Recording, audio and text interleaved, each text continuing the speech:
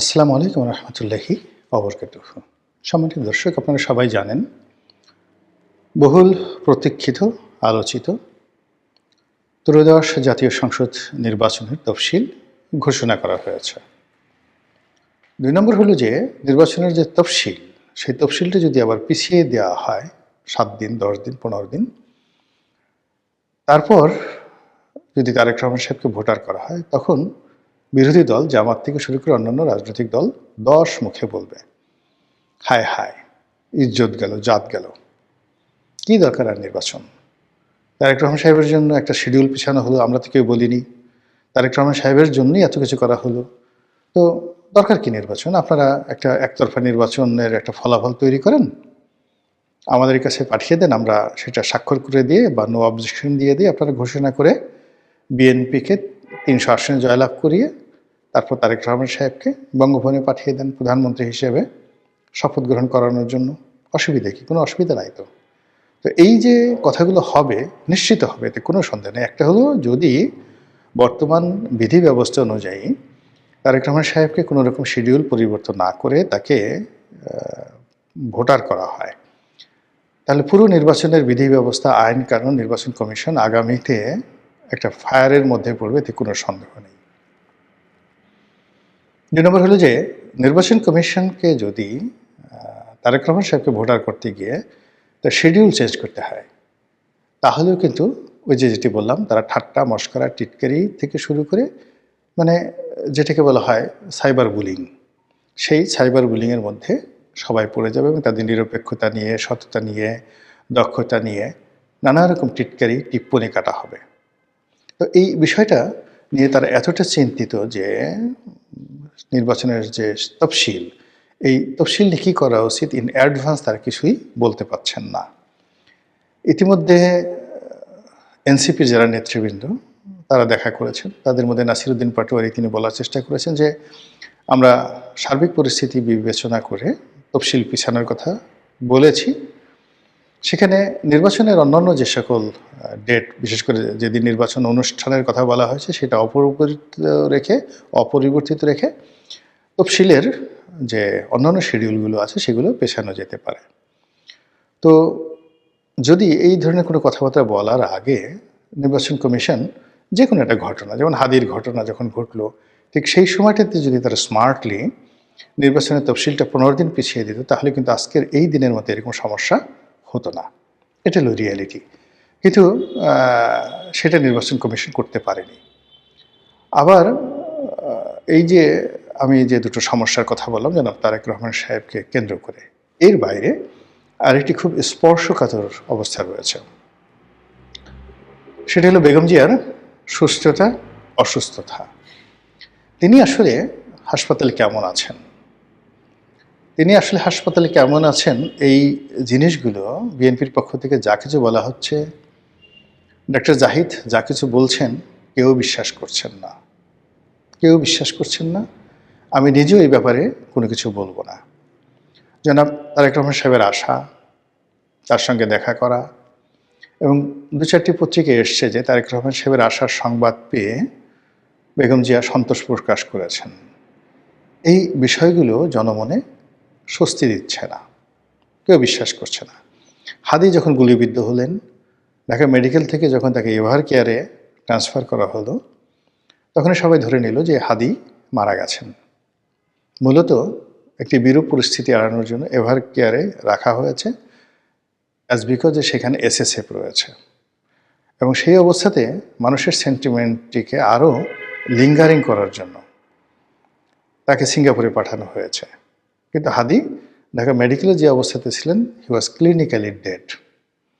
এটা তার যারা মস্তিষ্কের অপারেশন করেছেন তারাই প্রথম দিকে বলেছেন। কিন্তু এটা নিয়ে যে গেম হয়েছে, রিমিক্স হয়েছে, তো ওই রকম মানে পলিটিক্যাল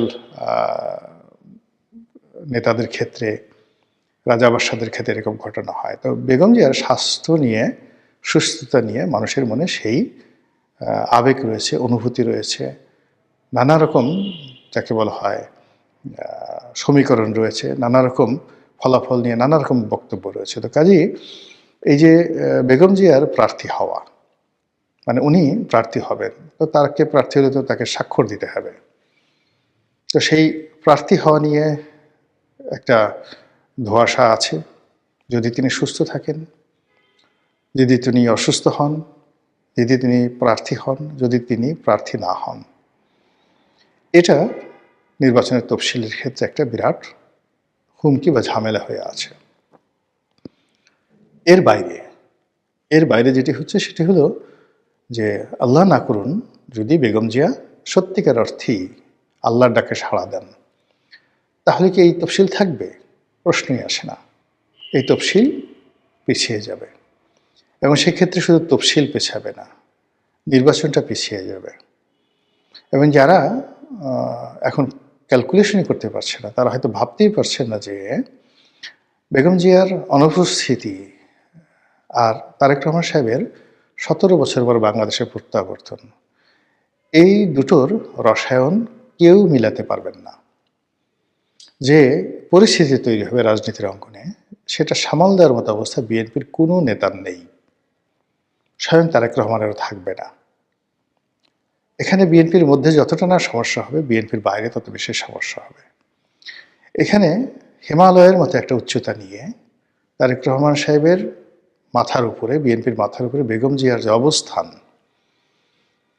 সেটা কারণে ক্ষমতার যে বলয়গুলো রয়েছে, সেটা ক্যান্টনমেন্ট বলেন, বঙ্গভবন বলেন, অথবা সেক্রেটারিয়েট, সুপ্রিম কোর্ট, অন্যান্য রাজনৈতিক দল, যমুনা, ডক্টর মোহাম্মদ ইউনূস, সবাই এখানে বেগম জিয়াকে কাউন্ট করছেন।